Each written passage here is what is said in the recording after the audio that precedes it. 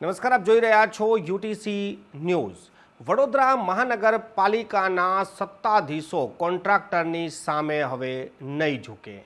કોન્ટ્રાક્ટરની સામે હવે વડોદરા મહાનગરપાલિકા કોર્ટમાં જશે, એટલે કે હાઈકોર્ટમાં જશે।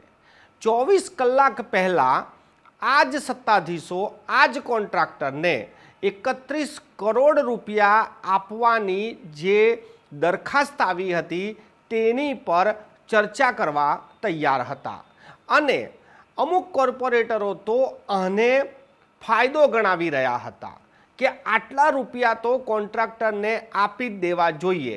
જો આપણે કોર્ટમાં જઈશું તો આ ભારણ હજી પણ વધી શકે છે।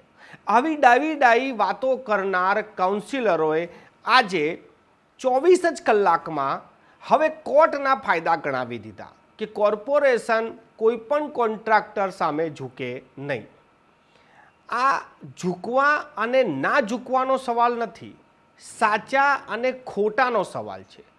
જો કોન્ટ્રાક્ટર ખોટો હોય તો એની સામે કડક કાર્યવાહી પણ કરવી જોઈએ, કોર્ટમાં પણ જવું જોઈએ। પરંતુ જો આપણી જ કોઈક નીતિમાં ભૂલ હોય તો પછી કોન્ટ્રાક્ટરની ભૂલ બતાવી જો કોન્ટ્રાક્ટરને દબાવવામાં આવે તો ન્યાયનું કામ કરશે અને આગળ કોર્ટમાં જે પણ કંઈ થશે એનું ભારણ પણ કોર્પોરેશનમાં જ પડશે, એટલે કે વડોદરાની જનતા પર આવશે। વડોદરા મહાનગરપાલિકાની સ્થાયીની બેઠક ગઈકાલે મળવાની હતી, પરંતુ સભ્યોમાંથી માત્ર 3 જ સભ્યો આવ્યા। એ તમામ સભ્યોને ખબર હતી કે આજે સ્થાયીની સભા બેઠક કેમ મળી છે, કેમ કે એક કોન્ટ્રાક્ટરને 31 કરોડ રૂપિયા આપવાના છે અને આ કામને મંજૂર કરવાનું છે। જે કાઉન્સિલરો, જે સ્થાયીના સભ્યો ગેરહાજર રહ્યા અને ત્યારબાદ સ્ટેન્ડિંગ કમિટીની બેઠક રદ કરવી પડી। આજે ફરી નિર્ણય બદલી દેવામાં આવ્યો છે। આજે કહેવાય રહ્યું છે કે હવે કોર્પોરેશન કોર્ટમાં જશે। કાલે જે દલીલો આપવામાં આવી રહી હતી કે જો આપણે કોર્ટમાં જઈશું તો નાણાં ભરવા પડશે, આટલા રૂપિયાનું લોસ જશે, હવે સ્થાયીના અધ્યક્ષ એ જ વાતને બદલીને કહી રહ્યા છે કે આવું થઈ શકે છે। આ 24 જ કલાકમાં એવું તો શું થઈ જાય છે કે જે બોલેલું છે તે ખોટું થઈ જાય છે ને આજનું સાચું થઈ જાય છે, કે પછી આજે કંઈક ખોટું બોલી રહ્યા છો ને કાલે જે બોલાઈ ગયું હતું એ સાચું હતું? આ અંતર કરવું હવે મુશ્કેલ થઈ ગયું છે। વડોદરા મહાનગરપાલિકાના સત્તાધીશો અને અધિકારીઓની જે અનાવડત છે તેના કારણે વડોદરાની જનતા જે પોતાના ટેક્સના નાણાં તમને આપે છે, જે નાણાંથી તમારે એક સારું વહીવટ કરવાનું હોય છે, પરંતુ એ નાણાંનો તમે ખૂબ જ વ્યય કરી રહ્યા છો। આવી ફરિયાદ ભૂતકાળમાં પણ ઘણી વખત આવી છે અને આજે પણ કંઈક આવું જ થઈ રહ્યું છે। કોઈ નિર્ણય શક્તિ જ નથી। શું કરવું શું ના કરવું, દર કલાકે વિચારો બદલાઈ જાય અને એને પણ લોકતાંત્રિક પ્રક્રિયા કહેવાય? આ લોકતાંત્રિક પ્રક્રિયા નથી, આ પોલિસી પેરાલિસિસ છે કે તમે કાલે શું કહો છો, આજે શું કહો છો? શું તમે તમારા ઘરનું વહીવટ પણ આવી જ રીતે ચલાવો છો?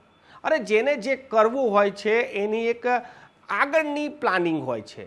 24 કલાકમાં નિર્ણય બદલાઈ જવા આ વડોદરા મહાનગરપાલિકામાં થઈ શકે, કોઈ સંગઠનમાં આવું ના થાય કે 24 કલાકમાં આટલો મોટો નિર્ણય બદલાઈ જાય કે કાલે જે કોન્ટ્રાક્ટરને નાણાં આપવા માટે હા ભરવામાં આવી હતી, આજે એ કોન્ટ્રાક્ટરની સામે એ ચુકાદાને ચેલેન્જ કરવા કોર્ટમાં જઈશું અને જે ખર્ચો થાય તે ભોગવી લઈશું, આગળ જે થશે તે દેખા જાયગા।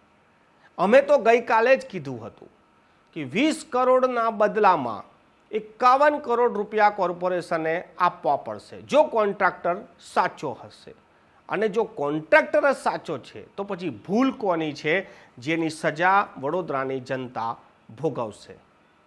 આ સૌથી પહેલાં કાલે સ્થાયીની સમિતિની જે બેઠક મળી હતી કે મળવાની હતી તે સમયે શું કહેવામાં આવ્યું હતું એ પણ સાંભળો, અને ત્યારબાદ આજે જ્યારે નિર્ણય કર્યો છે કે કોર્ટમાં જઈશું ત્યારે શું કીધું એ પણ સાંભળો। તમે પણ ખૂબ જ બુદ્ધિશાળી છો, સમજી શકો છો કે આ શું થઈ રહ્યું છે. નીચે તમારી કોમેન્ટ જરૂરથી કરશો. એટલે 54 કરોડની સામે નેગોશિએટ કરી અને પાલિકાએ એમની સાથે નેગોશિએટ કર્યું અને એ 32.29 કરોડ લેવા માટે તૈયાર છે. એટલે 32.58 કરોડ આપણા પાસે એમના જમા છે અને આપણે 32.28 કરોડ આપવાના છે. જો સભ્યો બધા સર્વાનુમતે નક્કી કરે કે આને પૈસા આપવા છે તો આપી શકાય, અને એવું નક્કી કરે કે હાઈકોર્ટમાં જવું છે તો કોમર્શિયલ કોર્ટના ચુકાદા બાદ હાઈકોર્ટમાં જવું હોય તો જે લીગલ ઓપિનિયન હાઈકોર્ટના લોયરનો લીધો છે એમનું કહેવું એવું છે કે લગભગ 50% થી 80% જેટલી રકમ પહેલાં કોર્ટમાં ભરવાની થાય. એટલે 54 કરોડના 50% ગણીએ તો 27-28 કરોડ રૂપિયા જમા કરવાના થાય. દર મહિને આ જે એવોર્ડ છે એનું વ્યાજ વધતું જાય, જે લગભગ 45 લાખ રૂપિયા જેટલું વ્યાજ થાય. વત્તા આજે બીજા 28 થી 30 કરોડ જમા કરાવીએ એનું પણ વ્યાજ થાય, એટલે લગભગ 75 લાખ રૂપિયાનું દર મહિને વ્યાજ ચડતું જાય.